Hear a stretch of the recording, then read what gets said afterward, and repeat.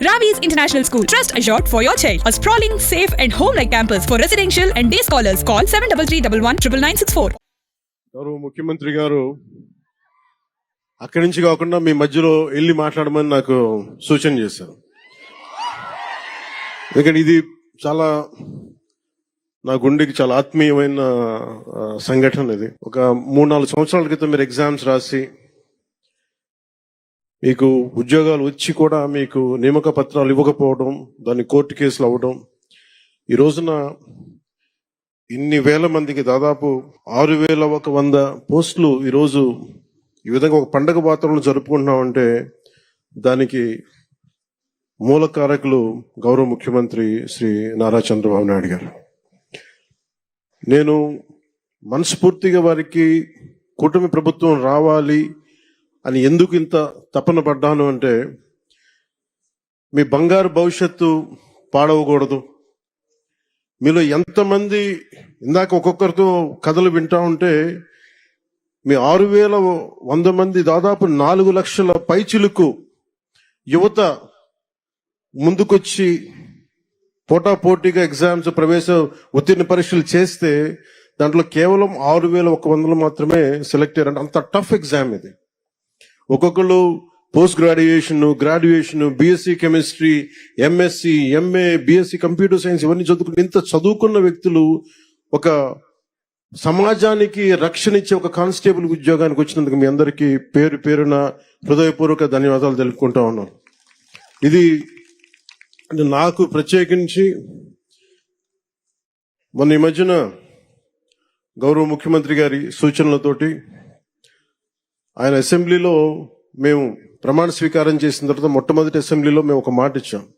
ఆంధ్రప్రదేశ్ సుస్థిరత కోసం, యువత భవిష్యత్తు కోసం మేము నిలబడతామని. ఎక్కడా కూడా వ్యవస్థీకృతం అయిపోయింది అవినీతి అనేది. అలాంటి వ్యవస్థీకృతం అయిపోయిన అవినీతిని మేము చిత్తశుద్ధిగా దాన్ని లేకుండా చేస్తాం, ఒక ప్రయత్నం చేస్తా ఉన్నాం. దాంట్లో భాగంగానే ముఖ్యమంత్రి గారి దృష్టికి తీసుకెళ్లి పంచాయతీరాజ్లో దాదాపు 10,000 మంది పైచిలుక్కి ఒకేసారి మేము ప్రమోషన్స్ ఇవ్వడం జరిగింది. ఇది ముఖ్యమంత్రి గారి దార్శనికతకి, వారు పంచాయతీరాజ్ వ్యవస్థలో ఎలాంటి అవినీతి లేకుండా ముందుకు తీసుకెళ్ళిన వారి సలహాలు, సూచనలే నేను 10,000 మందికి మేము ఒకేసారి ప్రమోషన్లు ఇవ్వడం జరిగింది. అదే కోవలో 6,000 మంది దాదాపు 4 నుంచి 5 సంవత్సరాలు అనుకుంటారు మీ అందరూ మీ ప్రవేశ పరీక్షలు రాసి నియామక పత్రాలు వచ్చిన తర్వాత ఇవ్వలేకపోయినందుకు ఒక 3 సంవత్సరాలు, 3.5 సంవత్సరాల విలువైన కాలం కోల్పోయారు అందరూ. ఆ కాలాన్ని ఎవరు తిరిగి తీసుకురాలేరు. డబ్బు తిరిగి రావచ్చు కానీ కాలం, ఎందుకంటే 6,000 మంది మీరు మాట్లాడుతూ ఉంటే ఒక్కొక్కరు ఇక్కడ కూర్చున్న 6,000 మంది మీ తల్లిదండ్రులు, ఒక్కొక్కరి కష్టాలు ఎక్కడో అల్లూరు సీతారామరాజు జిల్లా నుంచి కావచ్చు, అనంతపురం జిల్లా నుంచి కావచ్చు, అలాగే మన ఉత్తరాంధ్ర శ్రీకాకుళం, విజయనగరం. నాకు నుంచి అదే అడుగుతున్నాను, మన హోంమంత్రి అనిత గారిని, సోదరు అనిత గారిని అడుగుతా ఉన్నా, ఎందుకు ఎక్కువ మంది శ్రీకాకుళం, ఉత్తరాంధ్ర ఎందుకు ఎక్కువ చెప్పలేదు, మిగతా జిల్లాల నుంచి రావట్లేదంటే, నాకు మిగతా జిల్లాలు మా గౌరవ ముఖ్యమంత్రి గారు కూడా చెప్తున్నారు, మిలిటరీకి సర్వీసెస్ కి ఎక్కువ మన ఉత్తరాంధ్ర జిల్లా నుంచి వస్తాయని చెప్పి. ఉత్తరాంధ్ర నాకు అనిపిస్తే ఒకసారి భరతమాత గుడి కూడా అక్కడ ఉత్తరాంధ్రలో ఉంది. అంటే మీరు సమాజం కోసం ప్రకాశం, కాకినాడ, ఒక జిల్లా, అన్ని జిల్లాలు మనే, ఒక జిల్లా ఎక్కువ ఒక జిల్లా తక్కువ కాదు. కానీ సత్యసాయ ఏ జిల్లా ఎక్కువ కాదు, ఏ జిల్లా తక్కువ కాదు, అన్ని సమానం. గౌరవ ముఖ్యమంత్రి గారు ఎంత ప్రేమ లేకపోతే మీ సత్యసాయి జిల్లాకి ఎన్ని పరిశ్రమలు పట్టుకొచ్చారు, అలాగే ఎంత ప్రేమ లేకపోతే మన ప్రకాశం జిల్లాకి జేజేఎం పట్టుకొస్తారు. ఏ జిల్లా అక్కడ బాపట్ల, గుంటూరు అర్బన్ అంటున్నారు, అనకాపల్లి, తిరుపతి, 1-2 ఇలాంటి పండగ వాతావరణం సందర్భంలో ఒక వ్యక్తి లోటు బలంగా తెలుస్తుంది. సోదరులు, గౌరవ మంత్రివర్యులు, ఐటీ మంత్రివర్యులు, శ్రీ నారా లోకేష్ గారు లేని లోటు చాలా బలంగా తెలుస్తూ ఉంది. ఎందుకంటే ఇలాంటి ఒకేసారి ఇంతమందికి ఇవ్వాలని చెప్పి మెగా డిఎస్సి కూడా ఆయన ఆధ్వర్యంలోనే చేయటం, అదే తరహాలో ఇది కూడా ఇవ్వటం మనస్ఫూర్తిగా వారి ధన్యవాదాలు. వారికి నా మనస్ఫూర్తిగా నా అభినందనలు తెలియజేస్తూ, వారి లేని లోటు చాలా స్పష్టంగా ఉందని తెలియజేస్తూ మీ అందరికి కూడా, మీ అందరి తరపున వారికి నా ధన్యవాదాలు తెలుపుతా ఉన్నాను.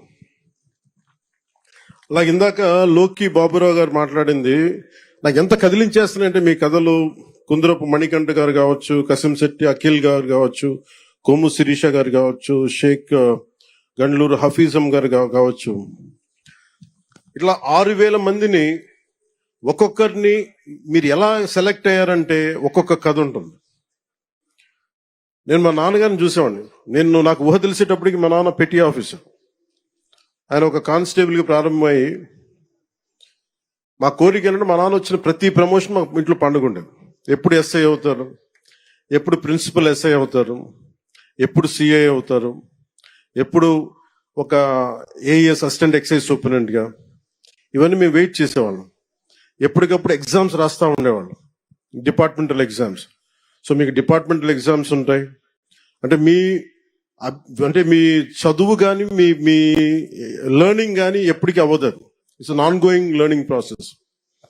నాకు మీ అందరినీ చూస్తే నాకు ఎంత ఆనందంగా ఉందండి. ఇందాక గౌరవ ముఖ్యమంత్రి గారితో నాకు అవకాశం లభించి మీ అందరినీ చాలా దగ్గరగా చూసే అవకాశం, మొత్తం అన్ని జిల్లాల నుంచి ప్రతి ఒక్కరిని నమస్కరించడానికి, మీ తల్లిదండ్రులతో మాట్లాడటానికి ఎంత ఆనందం అనిపించిందంటే, నాకు మీ కళ్ళల్లో ఆ ఆనందం నాకు నా తల్లిదండ్రులను చూసుకున్నట్టు అనిపించింది. మీ అందరిని చూస్తాను, అంత అద్భుతంగా అనిపించింది నాకు. ఇక్కడ ఎంత కదిలించేసిందంటే ఒక్కొక్కరి కథలు. అలాగే గౌరవ ముఖ్యమంత్రి గారు నాకు ఆదేశం ఇచ్చారు ఇందాక, లాకే బాబురావు గారి ఇంటికి, మన గ్రామానికి రోడ్లు లేవు, మీరు ఖచ్చితంగా దాన్ని చేయాలంటే గౌరవ ముఖ్యమంత్రి గారికి నేను ఈరోజు సభాముఖంగా మాటిస్తున్నాను. వెంటనే దానికి రోడ్లు వాళ్ళకి వేసే కార్యక్రమాన్ని శాఖకు నేను తెలియజేస్తాను. అంటే నాకు ఏమి నచ్చింది ఇంట్లో అంటే, మీరు కాకి చొక్కా వేసుకుంటే అది మీ గుండె ధైర్యానికి సూచన. అందరూ భయపడతారు ఇలాంటి బాధ్యతతో కూడిన ఉద్యోగాలు చేయాలంటే. కానీ మీరు ఎదురొచ్చి సమాజం కోసం మీరు చేస్తున్నారు సేవ, సమాజం కోసం మీరు సేవ చేస్తున్నారు. దాదాపు ఇన్ని కోట్ల మంది జనానికి మీరు ధైర్యం ఇస్తున్నారు. అలాగే నేను మేడం అనిత గారికి కూడా చెప్తా ఉన్నాను, మీకు విధి నిర్వహణలో మీ మీద చిన్నపాటి కించపరిచిన మీ ఉన్నతాధికారులు మీకు అండగా ఉండాలని మనస్ఫూర్తిగా నేను కోరుకుంటున్నాను. ఎందుకంటే ఒక కానిస్టేబుల్ అనే ఒక పదం మీద ఎవరన్నా సరే గొంతెత్తుదామంటే, ఈరోజు మీ అందరి కథలు ఏమి అర్థమైనాయి అంటే, 5 కోట్ల మంది ప్రజలకి, దేశ ప్రజలకి ఒక ఉద్యోగం కోసం మేము ఎంత తపన పడతాం, ఎంత కష్టపడతాం. కేవలం 2 ఆడపిల్లలనే పెట్టుకొని ఒక వెనకబడ్డ కులాల నుంచి వచ్చిన ఎంత కష్టపడతాం, ఇది ప్రజలకి తెలియచేయడం చాలా చాలా చాలా అవసరం. చాలా ఉత్తేజాన్ని ఇచ్చారు మీరు, చాలా ఆనందాన్ని ఇచ్చారు. 2022లో కానిస్టేబుల్ ఉద్యోగాలు భర్తీ చేస్తూ ఉంటూ ఆర్భాటంగా నోటిఫికేషన్ ఇచ్చారు. కేసుల రూపంలో న్యాయపరమైన చిక్కులు ఎదురైతే పట్టించుకోకుండా వదిలేశారు. ఉద్యోగ నియామకాలకు ఉన్న అడ్డంకులను తొలగించడం ఎలా అని కనీస ఆలోచన కూడా చేయలేదు. అర్హత ఉన్న మీరెంత కష్టపడి ఇంట్లో ఇన్ని కన్నీళ్లు కష్టాల మధ్య మీరు కష్టపడి వచ్చిన తర్వాత కూడా అర్హత ఉన్న ఉద్యోగాల కోసం మీరంతా ఏళ్ల తరబడి వేచి చూసేలా చేశారు. మీరు కోల్పోయిన 3 ఏళ్ల కాలం మేము తిరిగి ఇవ్వలేం, కానీ గౌరవ ముఖ్యమంత్రి గారు మీకు భరోసా ఇచ్చారు. ఈ రోజున కార్యక్రమం గౌరవ హోంమంత్రి గారి అనిత గారి ఆధ్వర్యంలో మేము ఉన్నాం. గత ప్రభుత్వంలో జరిగిన నష్టానికి మేము తిరిగి మీ కాలాన్ని తీసుకురాలేం, కానీ మేము మీకు అండగా ఉంటామని చెప్పి చాలా పెద్ద మనసుతోటి పండగ వాతావరణంలో చేయించిన గౌరవ ముఖ్యమంత్రి మన నారా చంద్రబాబు నాయుడు గారికి మనస్ఫూర్తిగా నా ధన్యవాదాలు తెలియజేస్తాం. కూటమి ప్రభుత్వం అధికారంలోకి వచ్చిన వెంటనే కానిస్టేబుల్ నియామకాలు ప్రక్రియ తక్షణం పూర్తి చేయాలని సంకల్పించింది. ఒక దృఢ సంకల్పంతో ఇందాక గౌరవ ముఖ్యమంత్రి గారు చెప్పినట్టుగా న్యాయపరమైన చిక్కులు తొలగించే పనిని చేపట్టింది. మీ నియామకానికి చట్టపరంగా ఎలాంటి ఇబ్బందులు లేకుండా చేసిన తర్వాతే అన్ని రకాల పరీక్షలు పూర్తి చేశారు. ఒకే రోజున ఒకేసారి ఇంతమందికి నియామక పత్రాలు అందజేయగలుగుతున్నారంటే ఇది గౌరవ ముఖ్యమంత్రి గారి దార్శనికతకి, సోదరి హోంమంత్రి అనిత గారి పట్టుదలకి, ఇది కూటమి ప్రభుత్వ నిబద్ధతకి నిదర్శనమే. 6,100 పోస్టులకి నోటిఫికేషన్ ఇస్తే 6,014 మంది ఎంపిక కాగా 5,757 మంది ఫిట్నెస్ పరీక్షలు దాటి శిక్షణకి అర్హత సాధించారు. అందులో 1,062 మంది మహిళలు కూడా ఉండడం చాలా చాలా ఆనందంగా ఉంది. సో ముఖ్యంగా మహిళా క్యాడెట్స్ అందరికీ కూడా నా ప్రత్యేక ధన్యవాదాలు. మీరు ఈరోజు ఎంత ధైర్యం ఇచ్చారంటే అసలు మీ అందరిని ప్రత్యేకంగా సన్మానం చేయాలి. మీ అందరికీ, మీ ఇంట్లో మీ తల్లిదండ్రులకి, మన రాష్ట్ర ప్రజలకు ఎంత ఉత్సాహం ఇచ్చారంటే ఒక్కొక్కరు ఒక ఝాన్సీ రాణుల్లో ఉన్నారు. మీరు అందరూ మాట్లాడుతూ ఉన్నారు. ఈసారి కానిస్టేబుల్ పోస్టులకి ఎంపికైన వారిలో 4,051 మంది, సుమారు 67% మంది ఉన్నత విద్య అభ్యసించిన వారు ఉన్నారు. 810 మంది బీటెక్, ఎంటెక్, బీసీఏ వంటి సాంకేతిక కోర్సులు పూర్తి చేస్తే 2,094 మంది గ్రాడ్యుయేషన్ పూర్తి చేశారు. 314 మంది పీజీ, ప్రొఫెషనల్ కోర్సులు పూర్తి చేసి కానిస్టేబుల్గా ఎంపికయ్యారు. మీ చదువు సమాజానికి ఉపయోగపడాలి. మీ సాంకేతిక నైపుణ్యం సైబర్ నేరాలను అరికట్టడానికి ఉపయోగపడాలి. ఈ నెల 22వ తేదీ నుండి సుమారు 9 నెలల పాటు మీకు నేరాల నియంత్రణ, అంతర్గత భద్రత, cyber securities, state of art technology తదితర అంశాల్లో శిక్షణ ఇస్తారు. రాష్ట్రంలో ఈ మధ్య కాలంలో కొన్ని ప్రత్యేక తీవ్రవాద జాడలు బయటకు వస్తా ఉన్నాయి. వాటి మీద కూడా మీరు ఒక దృష్టి పెట్టాలి. గత ప్రభుత్వ హయాంలో క్రికెట్ బెట్టింగ్, గంజాయి, డ్రగ్స్ వాడకం గ్రామ స్థాయికి చేరిపోయింది. ఇది సైబర్ మోసాలు విపరీతం అయిపోయాయి. ఈ మోసాలకి అమాయకులు బలవుతూ స్టేషన్ల చుట్టూ తిరుగుతూ ఉన్నారు. ఇలాంటి సంఘటిత నేరాల నియంత్రణపై దృష్టి సారించాలి. కానిస్టేబుల్సే మన పోలీస్ శాఖకి మూల స్తంభాలు. మీరు లేకపోతే పోలీస్ శాఖ లేదు, మీరు లేకపోతే జీవం లేదు, మీరు లేకపోతే గుండె ధైర్యం లేదు. చాలా మంది ఉన్నతాధికారులు నాతో మాట్లాడుతూ, ముఖ్యంగా గ్రే హౌండ్స్ కానీ మీద యంగ్ కానిస్టేబుల్స్ చూసి చాలా మంది ఉన్నతాధికారులు కొన్ని సంవత్సరాలు నేను చెప్తా ఉంటారు, వాళ్ళని చూస్తే మా కష్టాలన్నీ మర్చిపోతాం, ఒకసారి వాళ్ళు మాకు ధైర్యం ఇస్తారని చెప్పి సందర్భాలు నేను చాలా సార్లు విన్నాను. సో కానిస్టేబుల్ ఉద్యోగం పోలీస్ శాఖకి మూల స్తంభం లాంటిది. సో నా తండ్రి కూడా కానిస్టేబుల్ గానే ఉద్యోగ జీవితాన్ని ప్రారంభించారు. పనిలో నిబద్ధతతో పాటు ఎదగాలన్న కాంక్ష ఆయనలో చాలా బలంగా ఉండేది. కానిస్టేబుల్ నుంచి ప్రమోషన్స్ తెచ్చుకొని ఒక పోలీస్ అధికారి, ఒక ఏఎస్ఐగా స్థాయికి వచ్చారు. ఆ కానిస్టేబుల్ ఉద్యోగంతోనే మా అందరికీ ఒక జీవితం ఇచ్చారు, మమ్మల్ని చదివించారు. విలువలతో నిండిన ఆయన ప్రస్థానం నుంచి మేము స్ఫూర్తి పొందాం. సో మనకి ఇంత ఇచ్చిన సమాజానికి మేమేం తిరిగి ఇవ్వాలన్న ఆలోచనే నా ప్రభావం ఉంది. వారి ప్రభావంతో ఈ రోజున మేము ఏదైనా నిలబడగలుగుతున్నాం, ప్రజలకు ఏదైనా చేయగలుగుతున్నానంటే మీరు గుర్తుపెట్టుకోండి, మీలాగే మా నాన్నగారు కూడా ఒక కానిస్టేబుల్ నుంచి జీవితాన్ని ప్రారంభించి ఆయన స్ఫూర్తే నాకు ఈ రోజు మీ ముందుండే అవకాశాన్ని ఇచ్చింది. సో మీలో ఒకటిగానే నేను మాట్లాడుతున్నాను. మీరు ప్రజలకి అండగా ఉండండి, మీకు ప్రభుత్వం అండగా ఉంటుంది. పోలీసు ఉద్యోగం ఎంతో బాధ్యత కూడిన ఉద్యోగం. సమాజం పట్ల బాధ్యత, ప్రజలకి సేవ చేయాలన్న బలమైన కాంక్ష ఉన్నవారు మాత్రమే ఈ ఉద్యోగానికి వస్తారు. పోలీసు విధుల్లో క్రమశిక్షణ, నైతిక విలువలు, ప్రజల పట్ల సేవాభావం ముఖ్యం. ప్రజలకు ఎలాంటి ఇబ్బందులు కలిగినా, వారి హక్కులకు భంగం వాటిల్లిన అన్యాయం జరిగిన మొదటి గుర్తొచ్చేది పోలీస్ శాఖ.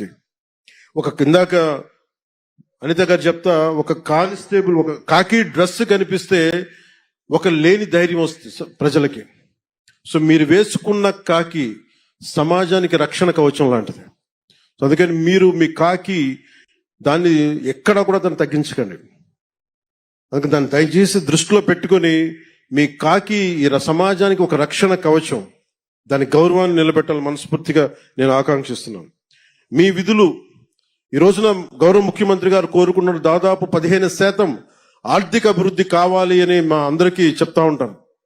వారు చెప్పేది కూడా శాంతి భద్రతలు బాగుంటేనే దేశాభివృద్ధి బాగుంటుంది, రాష్ట్రాభివృద్ధి బాగుంటుంది, రాష్ట్రం ఆర్థిక అభివృద్ధి చాలా బలంగా ఉంటుంది.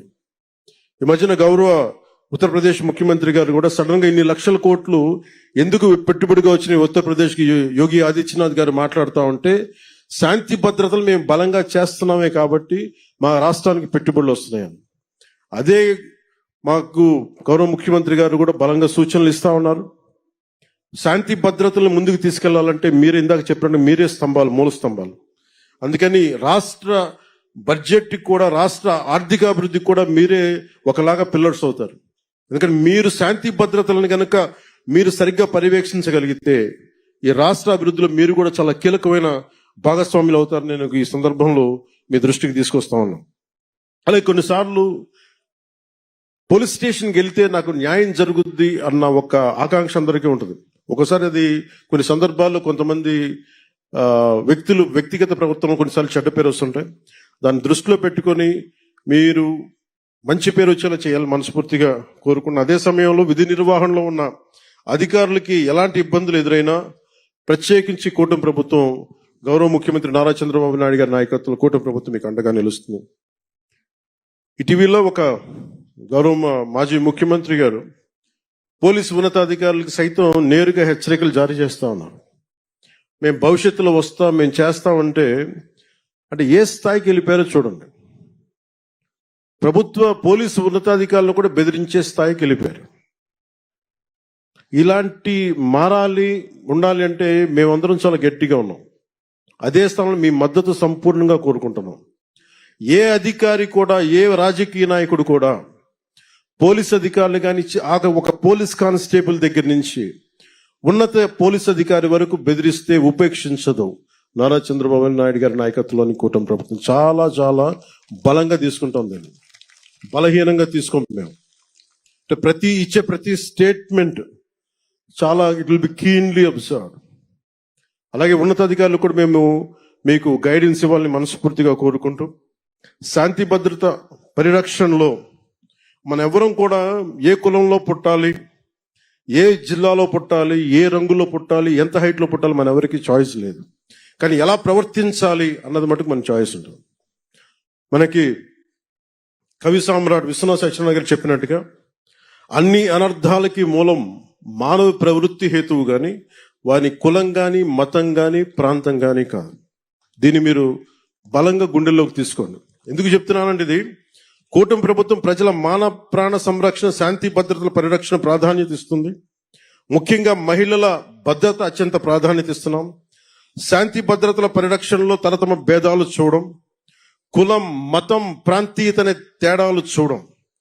కొత్త కానిస్టేబుల్స్ అందరూ కూడా అదే పందాన్ని అనుసరించాలి. మీ ఉద్యోగ జీవితంలో మీరంతా మరింత ఉన్నత శిఖరాలు చేరుకోవాలి మీ అందరికీ తెలియజేసుకుంటూ, నేను I wish you all the best, great future. జై హింద్.